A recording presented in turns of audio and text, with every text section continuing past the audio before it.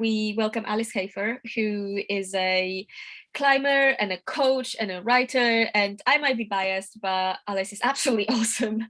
And I have climbed with Alice many, many times and witnessed her amazing mental game many times. That really allows her to like dig deep into her abilities, physical abilities. And then when she started her coaching business, I was super psyched to know that she's now sharing this ability and knowledge with others. So that's why we have Alice tonight with us. This session, like all other sessions, being part of the virtual program is possible thanks to the support of Patagonia. So thank you very much to Patagonia. And at the bottom of your screen, you've got this little Q&A button. You can press it there and I'll take some questions for Alice at the end of the session. Our next session will be tomorrow, and that's the one about route setting with Natalie Bell and Nora Bourne. So you'll get a link for that. And without further ado, I'm going to hand it over to Alice. I'll disappear. Enjoy. How do I disappear? Let me see. Okay. I'm gonna show myself still to make sure that your screen sharing comes on. All right. Okay. Bear with me while I get this. Okay. Got hair in my eyes. Alice has started screen sharing. Okay, so can you see the slides? Yes, but unfortunately we can also see all of your notes as well. Okay. Right. Let me try again. That happened. That like there should be apparently there is a mysterious function in Zoom that allows you to share only the slides and not what's on the side of the slides. But so far, none of the panelists have cracked it.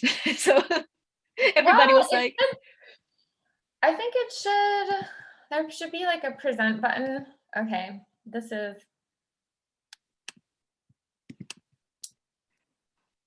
If you go to share screen and then it to the advanced options, you can say portion of screen.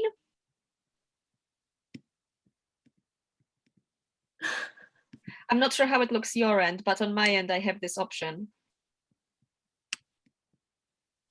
Sorry, everybody, we'll sort it out in 1 second. Yeah, I don't 100% know how to do this, but let me. Or if you've got some notes that you want to make sure that you have during the session, just pop them open on your computer and have on your phone, sorry.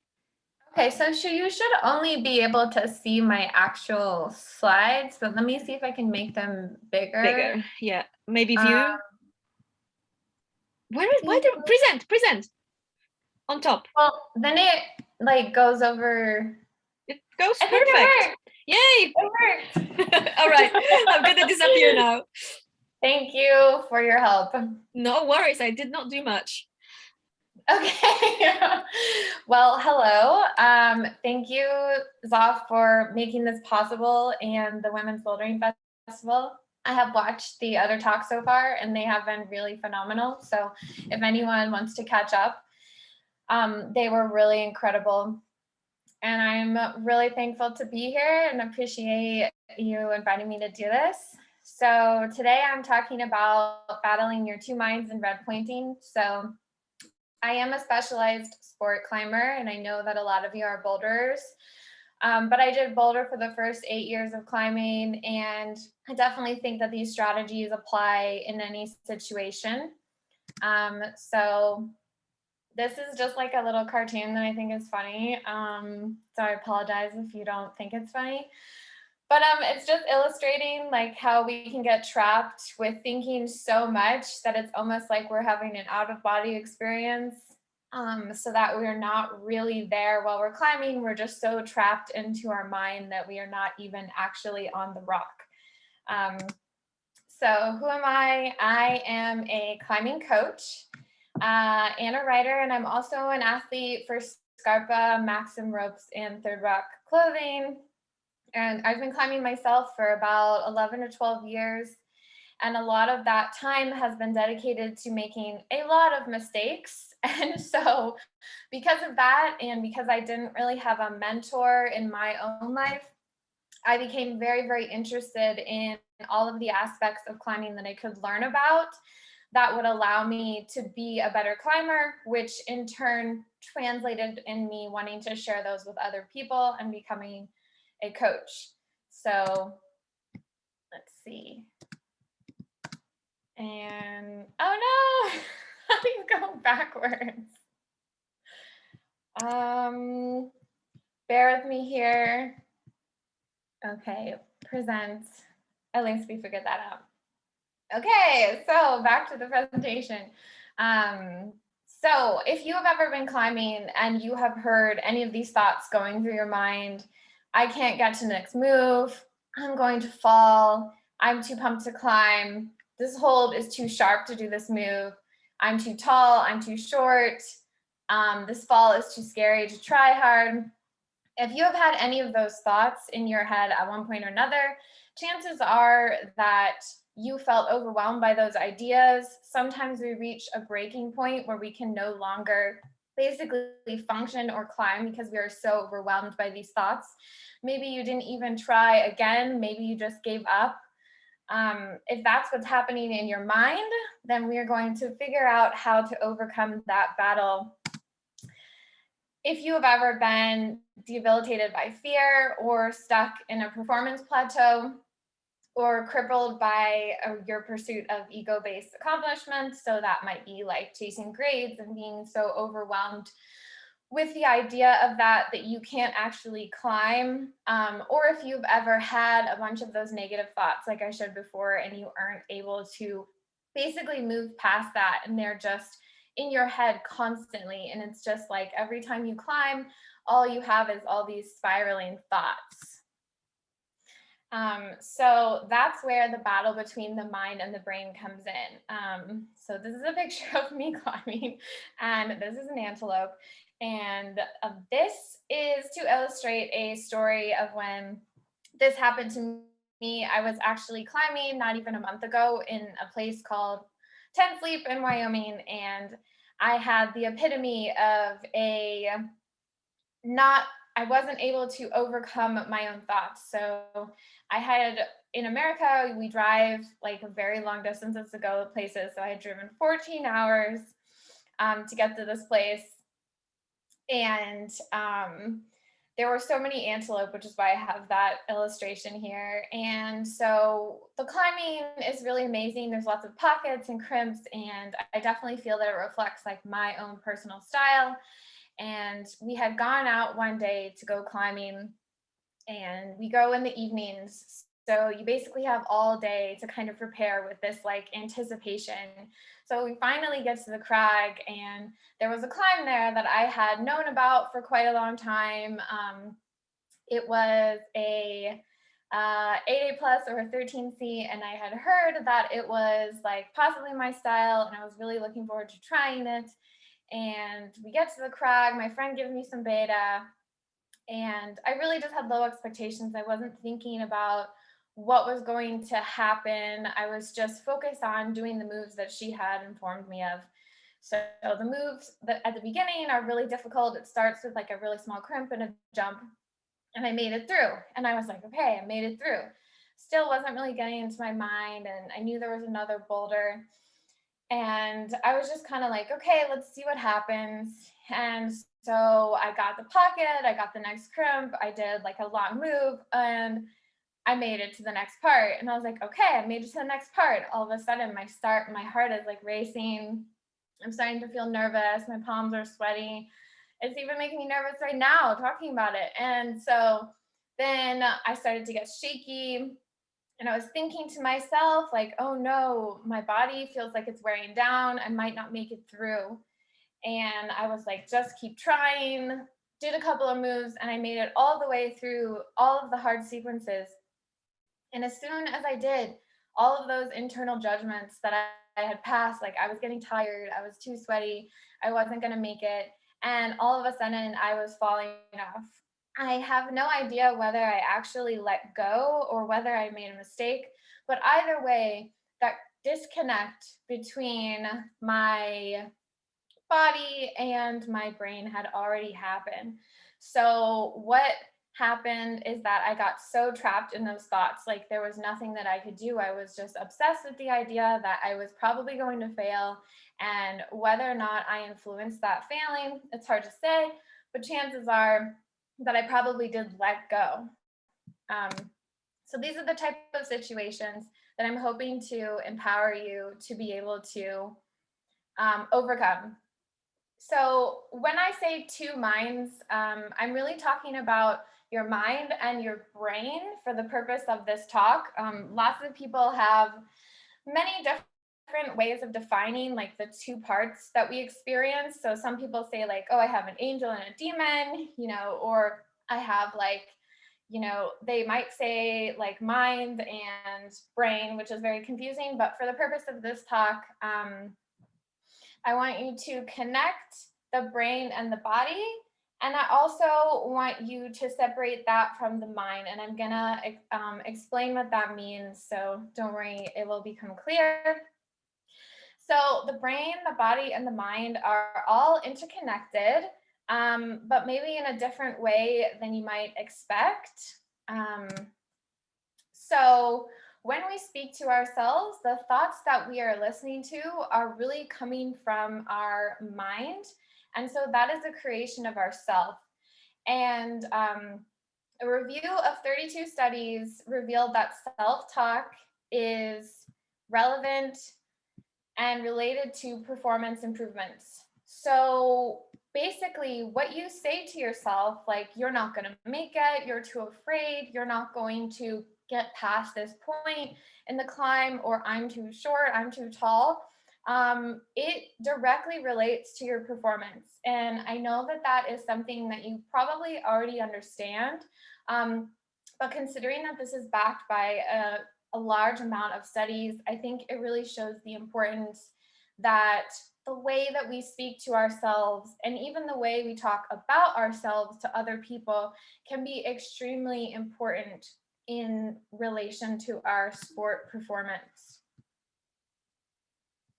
And we're going to get these slides to work. There we go. Okay, so defining the two parts so that you can understand a lot better. The mind, and this is the source of the commentary on the world. It's the seemingly helpful voice that is coming into your head while you're climbing. It is also the unique way that you think. It's your reaction to experiences. It is the thoughts that you have that then create emotions that then inspires the choices that you make. So that distinction is really important in understanding that your thoughts then create your emotions, and then inspire the choices that you make. So for example, like, I can't do this. So then you might feel upset, and then you might choose not to have another go. So remembering that that whole like routine there comes from our actual mind and is not the other way around. It creates our identity. So who we are all stems from our thoughts.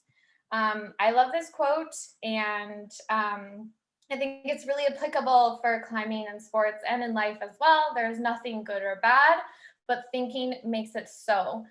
And this comes from the idea that this mind that we have, it passes judgments on things. So if you happen to, lose your footing on a boulder and you fall off, and your thought is, I suck at climbing, I can't believe I did that, then that is going to create your emotions, feeling disappointed, which then might lead to you choosing to, not try again, or choosing to say like, oh, I just can't do this boulder, any of those situations. And so it's important to remember that passing a judgment in our mind is really important to creating a new sort of perspective.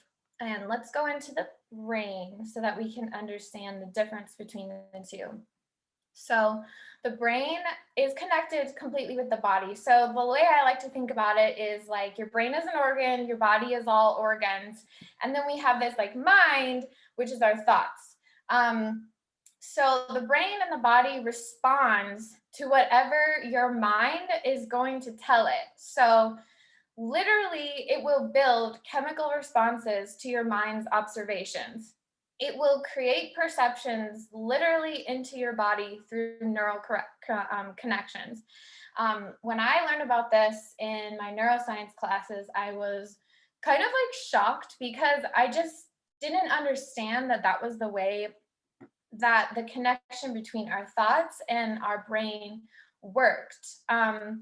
And our brain is responsible for intuitive movement and flow. So when we let our brain and our body, because they're one and the same, just do their thing, and not let the mind interfere, we are going to see ourselves performing our best, and we're going to feel the movements that we're doing more so than if we are trapped in our thoughts.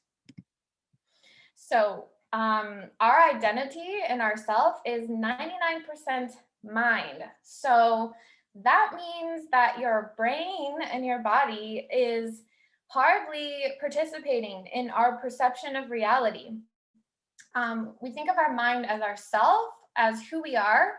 And my favorite neuroscientist, Dr. Caroline Leaf, says that our mind is 99% of our identity, not our brain, but our mind, which it means our identity is created or fabricated in response to our judgments on what we experience and what is happening to us, whether in climbing in life. So if you choose to pass judgment about your foot slipping as a bad thing, then that is in turn going to create patterns in our brain that will filter your perception there forward. If you instead choose to pass judgment in a neutral way by simply saying, that's interesting, my foot has slipped off, I'm going to become inquisitive about why that might have happened. Is that because I probably could use a little bit more body tension? Is it because I was nervous from the other go? And that's quite easily solved if you view it with a neutral perspective or even a positive perspective, like, oh, it's so useful that I experienced that foot slipping, because then I know forever that that is a place where I should be aware so that I can then make sure that that doesn't happen again. So we can use it as a tool. So what is happening in the brain? I hope that you all like science as much as me, because I think it's really helpful to understand what's happening. Muscle memory lives in the brain and not in your muscles. And that is because of neural connections called pathways. We used to think that the brain was fixed, but it's not. The brain is actually very changeable and we can change it all the time. So if you're thinking like, oh, well, I have a lot of negative thoughts, what am I supposed to do about that? I can't just automatically be like a positive person right away. And that is actually true. Like, you can't just magically turn into a positive person. So if you've ever had somebody who said, oh, just don't get upset if you fall off something, it might actually be difficult for you to do that because you might not have yet built a pathway for that thought. This is called plasticity. So that means that our brain is able to build new connections very easily. The mind tells the brain what to become and what pathways to build based on our judgments and thoughts. So if you don't have a pathway yet for overcoming your negative thoughts, you must create it. And that's super important for like our performance. Okay, here we go.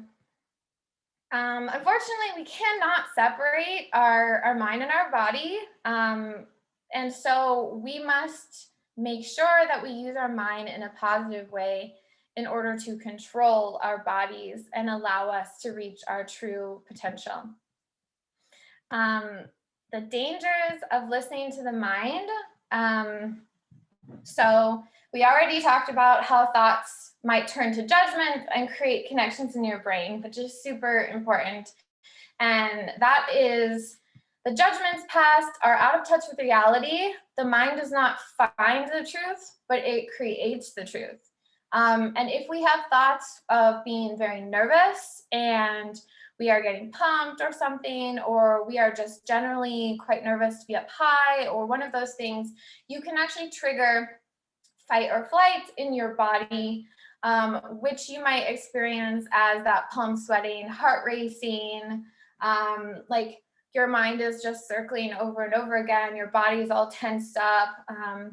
It's just important to remember that your thoughts are not facts and that you should question them always. And you can ask yourself things like, is there evidence to support what my mind is telling me? Is there evidence that says that this is a scary climb? Is there evidence that says that I can't do this?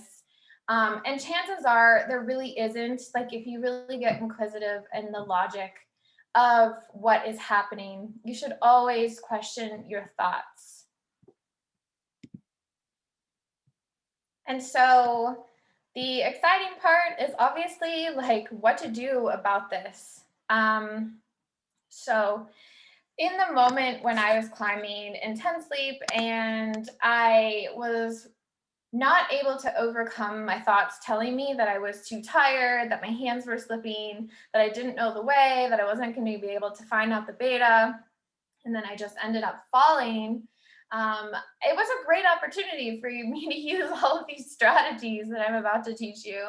And it's important to understand that no matter how long you've been climbing, you're still going to experience stages where you're going to be overcome by your mind thoughts. And I experience this all the time, and it's not something that's ever going to go away, but you're just going to be better at dealing with it. And that is reflected in these neural pathways that you can create and build. And basically, the more that you decide to overcome those thoughts and fears, the easier it's going to get, which is the great thing about how our brain is just so moldable. Okay, I love this quote so much. I have learned to cut out all unnecessary thought on the track. I simply concentrate. I concentrate on the tangible, the track, on the race, on the blocks, on the things I have to do. The crowd fades away. Other athletes disappear. And now it's just me in this one lane. And so that's from Olympic gold medalist Michael Johnson.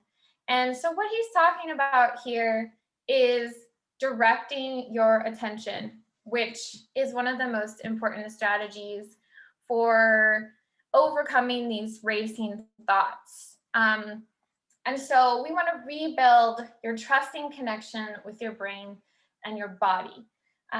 And so what that means is when you let your thoughts go away and you focus, like Michael, on the track, on the race, on the blocks, on the things I have to do, on the tangibles in the moment, we can see our thoughts drift away. And he's talking about the crowd fading away, the other athletes disappear. I'm sure some of you have experienced this before. If you can think of a time when you sort of forgot what you were doing and you're like, I just got to the top of that climb, or I got through that crux and I don't even know what was happening to me. I just did it somehow. And so that's a moment when we let our body take over, and that's what we're really aiming for. And when the body is in full control and the mind is entertained with extreme focus, that's when we can perform our best. And a lot of people like to refer that to flow state, and it's just getting our mind out of the way. Okay, so I know this is like not a super exciting format for slide, but I wanted to give this to you for you to review later because I think it's super awesome and relevant information. Using the comparisons from other sports, I think, is really helpful. And so what are these relevant cues that I'm even talking about here? So these are ways that you can direct your attention. So these are things that you can focus on while you're climbing. in order to not be taken out of the situation and into your mind. So for running, this is like controlled breathing, stride length. And then things you don't want to be thinking about are like the beautiful houses that you see or having dinner with your friend later. So those are also things that climbers might think about. So don't be thinking about having dinner with your friend later while you're climbing, because it definitely lowers your ability to perform at your maximum level. So climbing, obviously we're focused about, you can focus on your pace, like how fast you're climbing, how slow you're climbing. You can focus on that rhythm, like are you trying to go fast in one area and then slower in another area? You could focus on body tension. So if you are having the foot popping situation, you can make sure that you're really focused on feeling tension through the hands and through the toes. You could also focus on your heart rate. Is it elevating? Okay, maybe you need to relax a little bit. Maybe you need to tell yourself some calming things like calm down, just relax. You could focus on your breathing. Things you don't want to be focusing on: reaching the chains, getting to the top. You don't want to be thinking about dinner. You don't want to be thinking about the noise at the crag. You especially don't want to be thinking about your belayer. You want to make sure that your belayer or your spotter is somebody that you really trust, and so that isn't something that is in your head. So eliminating that irrelevant cue is really important. And I like to say that every move is an opportunity for discovery. Instead of saying that you can't do something or thinking that a climb is too hard for you, within reason, it's better to look at every move as an opportunity to discover whether or not you can make it that far. And so if you are already setting the standard for yourself before you actually do the moves, maybe you are limiting your own ability because you aren't letting your body discover whether or not you can physically do that move, but your mind is setting a boundary before you actually get the opportunity to experience that. So things I like to say or ask myself is, are you actually giving up before you leave the ground? Something that I do with my clients is I get them to make a commitment to the climb. So if, for example, I have people who are very nervous to try like a certain move, like a big move, a sideways move, whatever it might be, grabbing a crimp, I would ask them like, okay, the only thing I want you to do is before you leave the ground, you're either committed to the climb or you're not committed to the climb. And so if you aren't committed, then I don't want you to leave the ground. And so making sure that you're not giving up before you even leave the ground. You could be predicting a false future. We don't know what's going to happen. And if you're just predicting that you're going to fail, then you're not leaving the opportunity for discovery in that. Okay. All right, so let's see. Here we go. This is one of my favorite strategies. There's actually been a couple of scientific studies that prove that if you write down your thoughts and throw them away, they actually are more likely to leave your mind. They did this with some students in a classroom, so this was a very different environment, but they basically asked them to write down thoughts and then they threw them away. And then afterwards, they asked them a series of questions to basically see whether throwing away those thoughts affected them moving forward. And the result of that was that they were, but this, I think, is a really great strategy. So anything negative you might have, like I'm too short or I'm too weak or I'm too anything, literally write it down, throw it in the trash, and then basically evaluate yourself and see how you feel like later in the day. So I want you to throw it away and then not like dwell on it. Like, am I, feeling better because I threw this thought away? I want you to throw the thought away and also throw the exercise away and just go on with your day and see how you feel. And maybe at the end of the day, have like a little reflection about that. This is another exercise that I absolutely love. I personally use this one every single time that I am trying a difficult climb. So what I will do is the night before or the morning of the climb that I'm trying, I'm going to write down in a journal entry any things that I anticipate happening. So these are just some like really basic examples, but they're going to be personalized to whatever you're experiencing. So for example, this is from my own life. I'm scared to go past the bolt, or I'm scared up high on an insecure boulder. What's a solution that I can have for that on the day? I can call out to my spotter, like, hey, have you got me? I'll like call out to my belayer, you know, like, are you paying attention? Like, hello. And then have them speak back to me and acknowledge that they are there. And that's something that can help me feel less scared in the moment.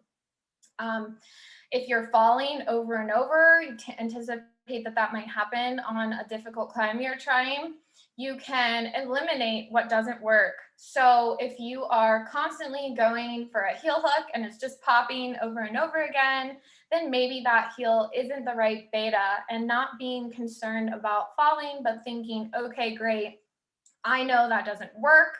What else can I do? Should I ask a friend for help? Should I, you know, try like a toe instead of a heel? Like being more inquisitive about that. If your hands are getting sweaty and you're like, my hands always get sweaty in the crux, what am I supposed to do? Okay, maybe you wear your chalk bag if you're bouldering, or maybe you wear liquid chalk if you're bouldering or sport climbing, so that you can solve that sweaty hand problem. Or perhaps you just wait longer between goes. You have really sweaty hands like me. I have to wait forever for them to dry out. So that's a strategy that I actually do use, is waiting for my hands to dry. If you feel like, oh my gosh, whenever I get to the hard part of my climb, I'm just too tired to keep going, and I feel like this is going to happen tomorrow when I'm on my climb, then you could get more rest. You could go to bed earlier. You could have a pre-climb sugary snack. Make sure you're feeling hydrated. You could do as much as you can to eliminate that problem on the day of. And this could be anything. It could be about nerves. It doesn't have to be as practical as like hands getting sweaty or being too tired. It can be anything. It could be like, sometimes I get too cold at the crag. Okay, I'm going to bring extra jackets today. Or sometimes I get cold while I'm climbing. Okay, well, I'm going to bring a jacket I can wear and then throw off if possible. You know, all of those things are solutions to problems that you have. And I feel like this exercise has been the most helpful for anticipating and dealing with negative thoughts, by basically whenever that happens, like, oh my God, my hands are going to get sweaty, I'm getting nervous, I already have my plan in place. I have extra chalk. Okay, chalk up, go. There's no room for my mind to overcome in the situation and basically take over from my body. Obviously, if we have a lot of negative thoughts, we need to create new thoughts.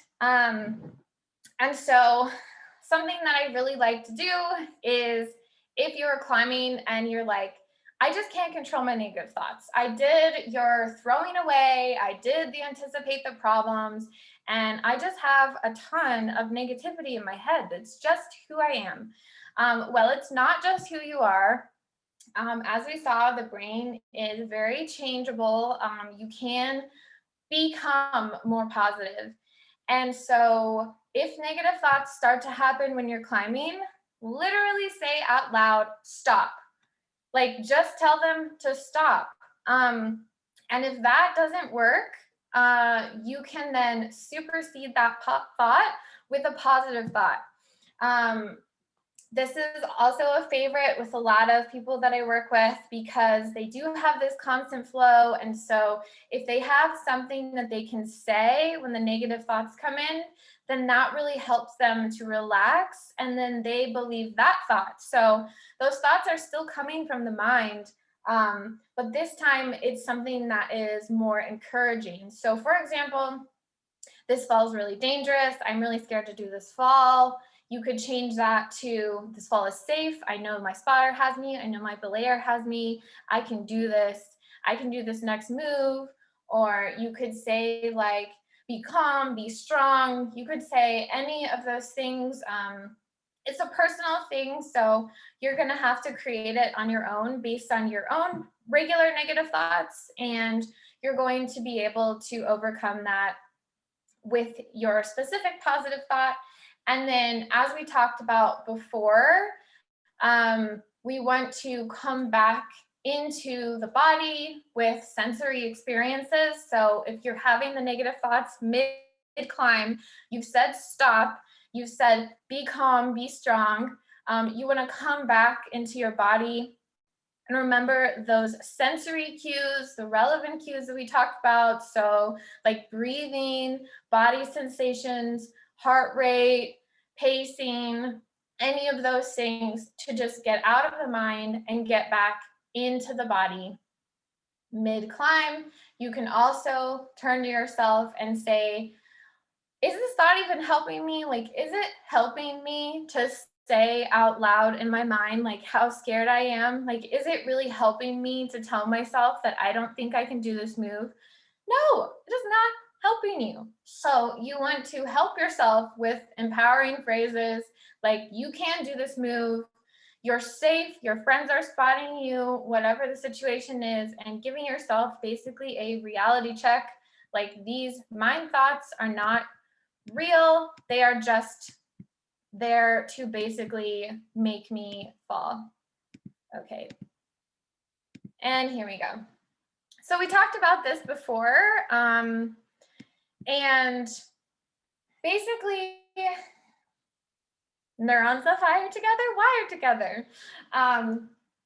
Basically what's happening is that the more that you do something, the more easy it is to do it.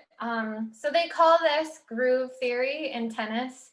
And basically what that means is if you swing the racket in a certain way once, then it's easier for you to do that again and again and again and again and again. And it gets easier and easier. And that's because the brain is wired to create these pathways so that it's easier for it to do its functions. So then it can go into autopilot and basically save energy.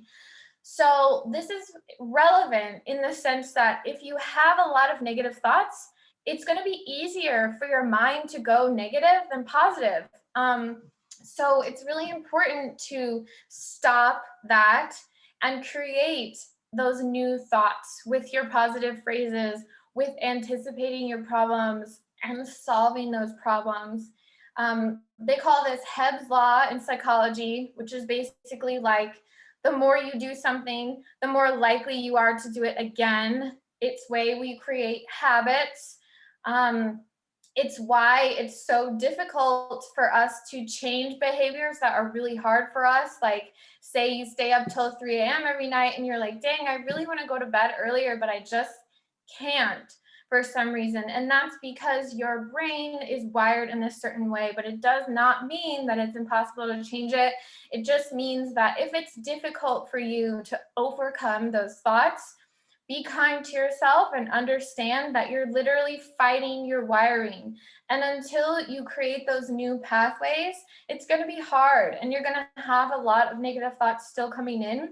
But over time, and I personally can attest to this in my own life and lots of my clients as well, like over time, you will start to have more positive thoughts, you will gain more confidence, and you will be less nervous overall. Okay, so we have somewhere from 6,000 to 20 thoughts per day. This is not fully scientifically backed, but this is basically a ballpark that I found, and we don't really know how many we have, but basically it's quite a lot. And if you think about the percentage of your thoughts that is negative or positive, it might be important to think about that in a wider scope. Like, am I spending like 85% of my day being negative? Am I spending 85% of my time out climbing, like living in a negative perspective? And basically, I want you to think of a time when maybe you had like a really weird thought, like, oh, I really want to wear like snakeskin cowboy boots to this like workout session? You know, like, have you ever had like a really weird thought that, and you're just like, no, I can't do that. I have to wear like climbing shoes, obviously. Or have you ever had like some crazy thought where you're like talking to a family member and you're just like say something really mean to them in your head and you're like, oh my gosh, I never say that out loud. You know, we all have these like weird kind of random thoughts that aren't really connected to us, and they're just like spinning in our heads. So if you think of your thoughts in the same way when you're climbing, like, don't trust them. Like, your thoughts aren't facts. Like, you don't know them to be true. And generally, if we just evaluate them with logic or reject them, we get to the point of reality, which is really discovering what we're capable of. James Clear calls this the 1% rule, which basically means if you can get 1% more of your thoughts to be positive per day or per climbing session, over time, that is going to add up to a really high percentage of being more confident and more capable of what your actual potential is by reconnecting with your body. And I am a quote person, as you see, and there is nothing certain but the present moment. So if you're wrapped up with negative thoughts about what's going to happen, you're feeling anxious about what might happen if you do this, well, there is nothing certain but the present. We have no idea what is coming. So as long as we stay where we are, coming back into our relevant cues, coming back into our breathing and our focus, directing our attention to our movements, then we are going to see our optimal performance. I like this little word thing. I can't remember the word right now, but something that's really easy to remember is SMASH. So having selective attention to relevant cues, like the breathing, the heart rate, tension, maintain your focus. So focus on those relevant cues, focus on your movements, focus on your body tension. Then be aware of your surroundings. Like, don't get tunnel vision, but like, be aware of what's around you. Okay, I have those feet, I have those hands, I have those options. I know where I am in relation to my body. I'm here, I'm present. Shift your focus when necessary. If you make a mistake, it's okay. Shift your focus back onto the rock. Don't change your focus into your mind, but shift your focus when it's relevant. Okay, I've made a mistake. I need to shift my focus to searching for other options instead of just remembering my beta. And then obviously the most important part, which is to have fun. I know a lot of my talk was really wrapped around this idea of negative positive thoughts, which can kind of be a little emotional, honestly. So just remember that even if you're having difficulty overcoming the battle in your mind, remember that climbing is supposed to be fun. Climbing is a wonderful thing that we do. We love it for a variety of reasons, whether it is because you want to feel your optimal performance, whether you want to feel strong, whether you like being outside, whether you like training hard, whether you like hanging out with your friends. The reason that you climb is because of something fun and something positive and wonderful that it brings to your life. And to just understand that you can overcome your negative thoughts with a lot of the strategies that I gave you, which are available for you to write down and review later. And I definitely encourage you to try them.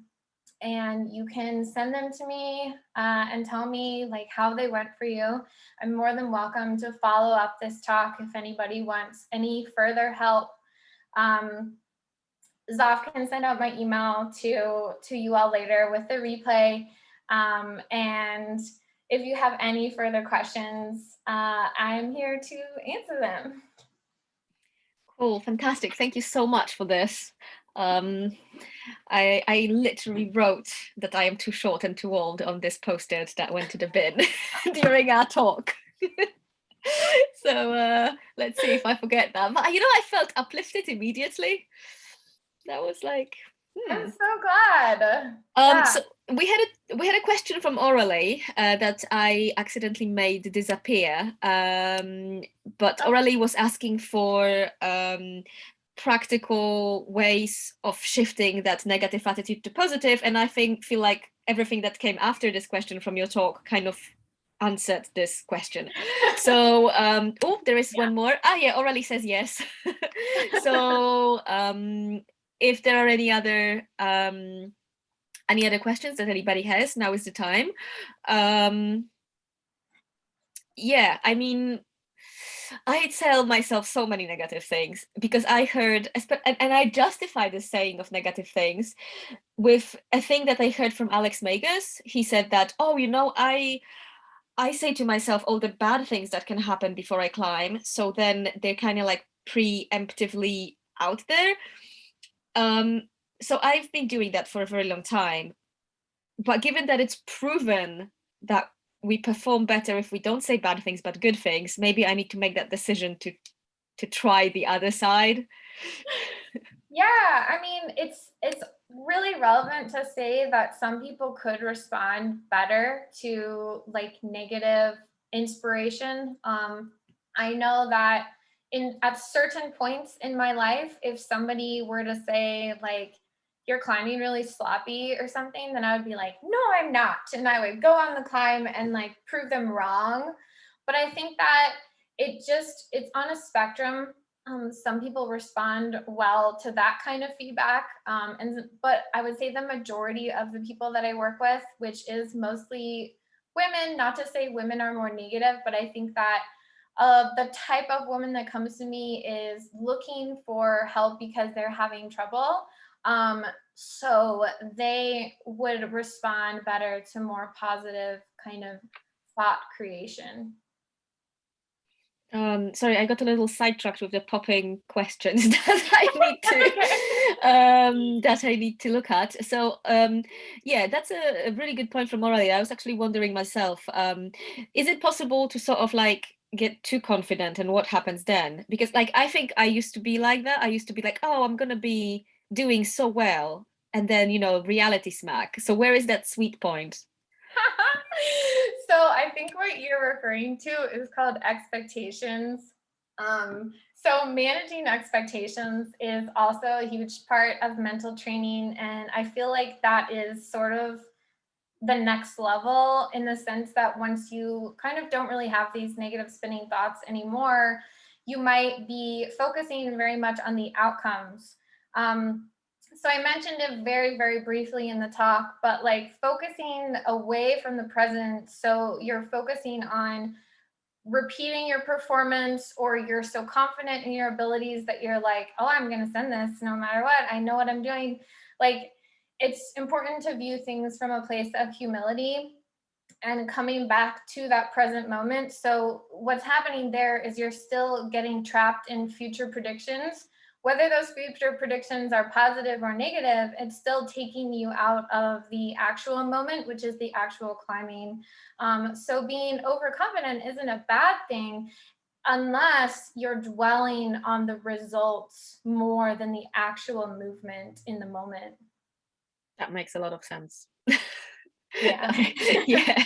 Like, I think we've all had these sessions when we rock up at the crag thinking we're going to be amazing because, oh, this is an easy climb, I'm going to do it. And then like 3 hours later, you're just like, oh my God.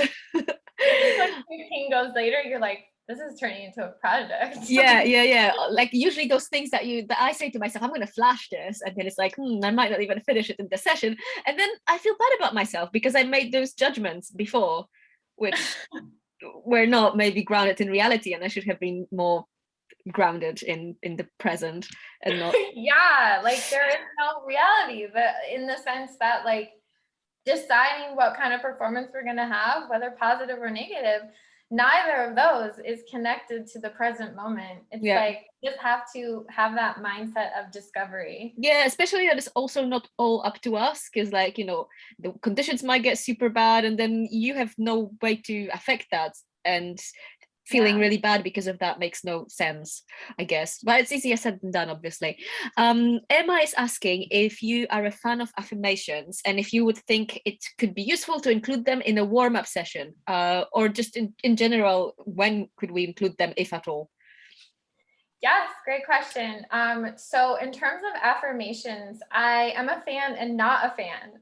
And the reason being, like, affirmations have not necessarily been proven to be impactful. It's really about changing your entire belief system. So what I like to do with people is, instead of like an affirmation, like, for example, I might tell myself, like, you're a great coach, like, you can do this, you're going to have a great coaching day. I would say something that I believe, like, you are a people person and that makes you a good coach, like something like that, that is a thought that I can believe.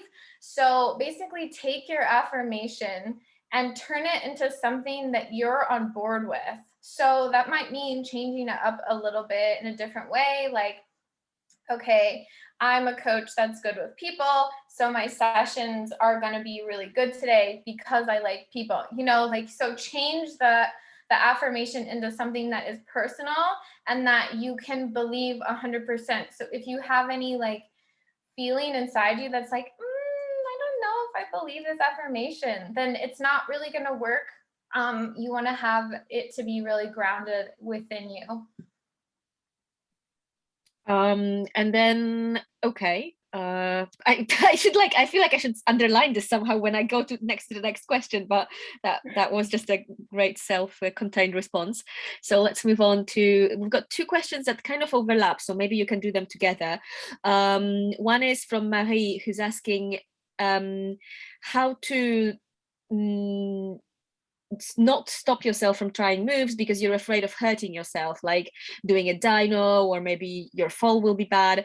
And another question from Alice, who says that she hurt herself in the past, and now she's more afraid because she already hurt her ankle, and now she's got those recurring thoughts of possible injury. So how do we mitigate these? Okay, so I would answer those separately. So I would go with the first one, which is basically not being able to try hard because you're worried of getting injured, or you're worried that the move is dangerous. So this is a great question. I get this question all the time. I think this is also like, it's a fear-based kind of mindset. So you have to be able to trust yourself and evaluate the situation. Like, I'm not just going to tell you that, oh, you're afraid for no reason and that you should be doing every dyno, because we still have to have a certain level of deciphering whether something is dangerous for us. So if you have evaluated that dyno and been like, hey, this dyno actually might be dangerous for me because it's a one-hand catch, I have a shoulder issue in the past, and I feel like if I try this move and my feet pop, I could actually re-hurt my injury. So evaluating whether or not that is actually dangerous for you, and being empowered to say like, no, I don't want to try that, to your friends or to yourself, and be like, because I'm being self-protective of my previous injury. But if it's something that is within your range and you have not evaluated that as a danger, then getting yourself to focus away from preventing that negative outcome is the exact same kind of idea that we are anticipating a future that may or may not happen. Like, climbing is dangerous, injuries happen. And if I were to tell you that you're going to be able to make decisions in your climbing that are going to prevent you from injury forever, I would be lying. And honestly, I work a lot with clients who have had past, I call them traumas, which is like getting an injury and being affected from it afterwards. And we basically work on reshaping your perspective of an injury. So that would be like evaluating past injuries and seeing like the ways in which you grow, because it's not necessarily a bad thing to be injured. But if you, for example, are like someone who works with your arms, you need your arm, and you aren't willing to risk hurting your shoulder because that means that there'll be work consequences, then I wouldn't necessarily advise you to, do lots of dynos. So it's really personalized. And I think that if you can reframe your injuries as like a positive thing, then it might allow you to try harder. So it's really hard to answer that question in like a short amount of time. And I could go like on and on. But basically, for example, people during COVID, and myself included, that was not planned for any of us.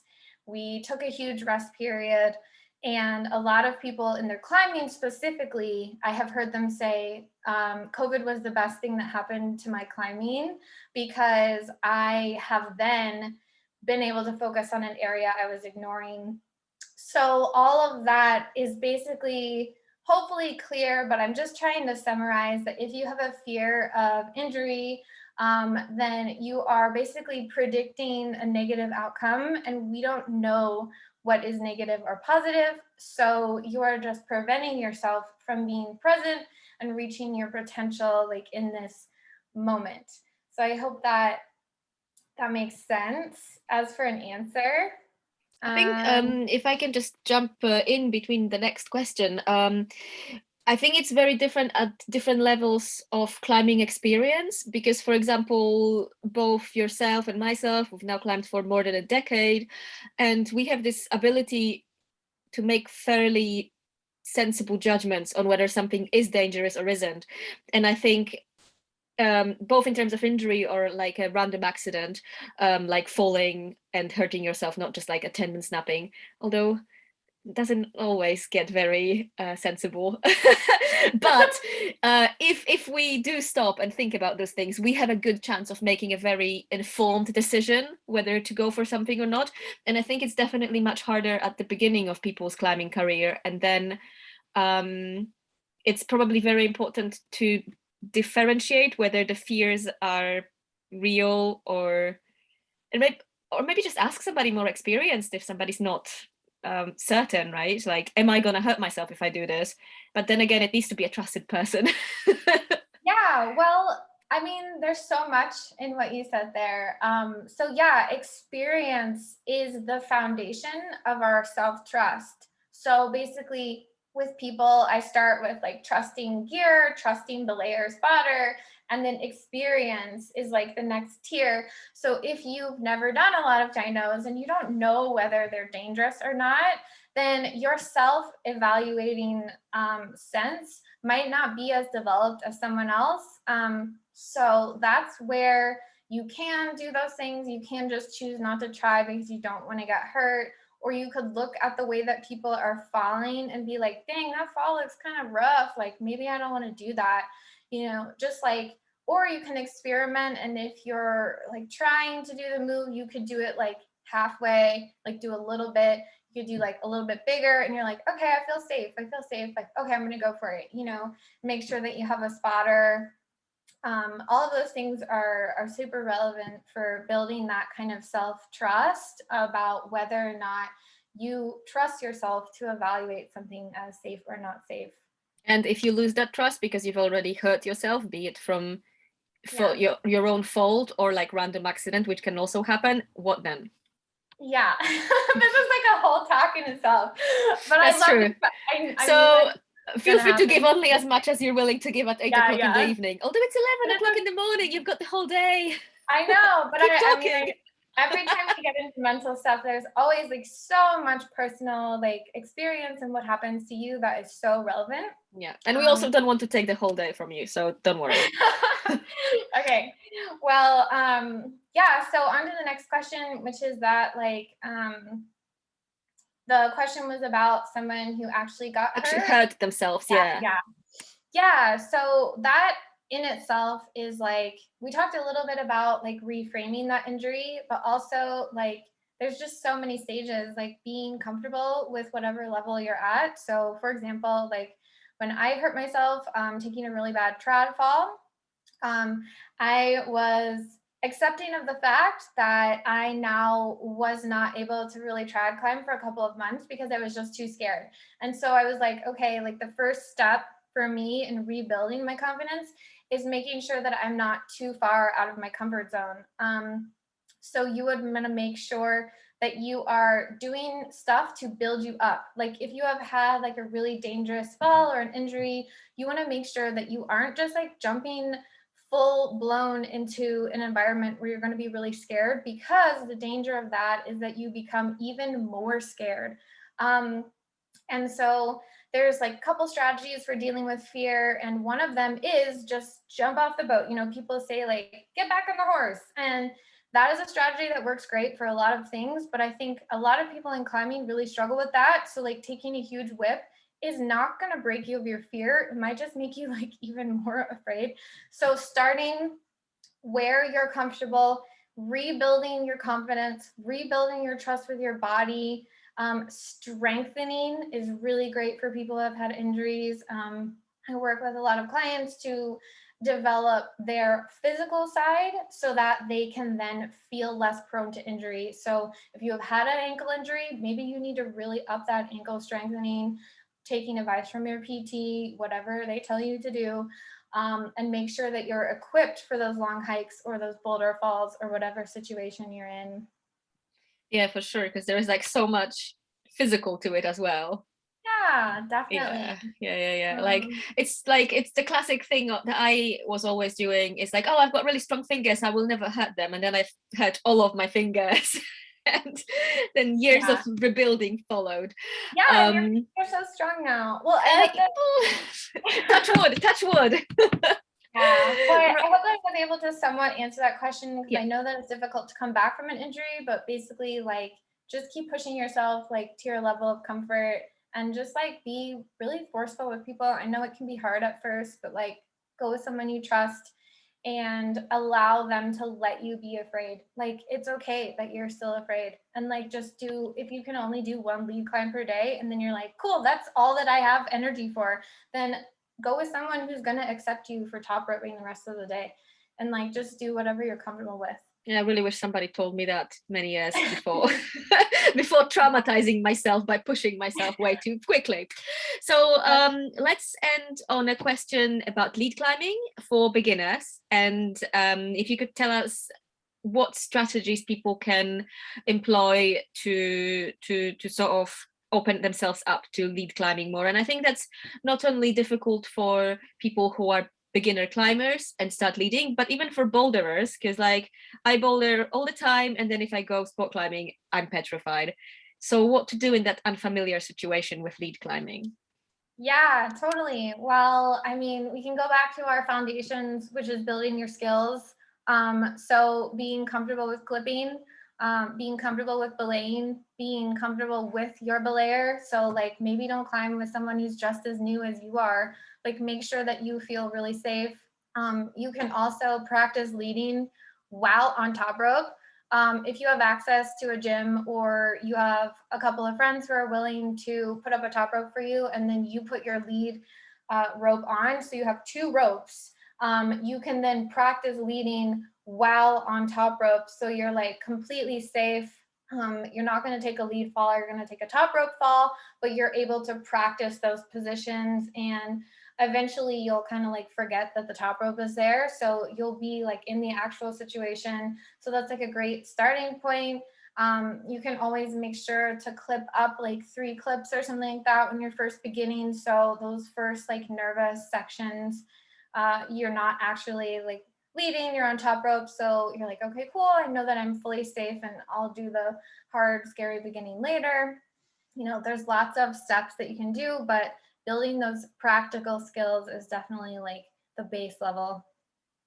And then taking it slowly, that's super nice advice as well, actually, because we expect so much of ourselves. Like people rock up at the crag and they're like, okay, I climbed in the gym, now I'm going to be a lead climber outdoors. That might be a bit too quick. Right, so I think we've done most of the questions. There are some unanswered ones, but it's getting a little late, and as I said, we don't want to take your whole day. If there is anything that pops to your mind that you wanted to add, please do, and otherwise, that was super informative. I'll definitely be rewatching that myself. Thank you. Awesome. Yeah, it was so fun. And like I said, any questions that I didn't get to, or if anything that someone has in their head, I'm more than welcome to be that resource for you if you have anything you want to ask, and kind of help you deal with your own personal situations. So Zof can send out my email, like I said, I will and do. people can bounce me a question that I didn't get to, or if you want more information about something that you did ask, we can do that personally later.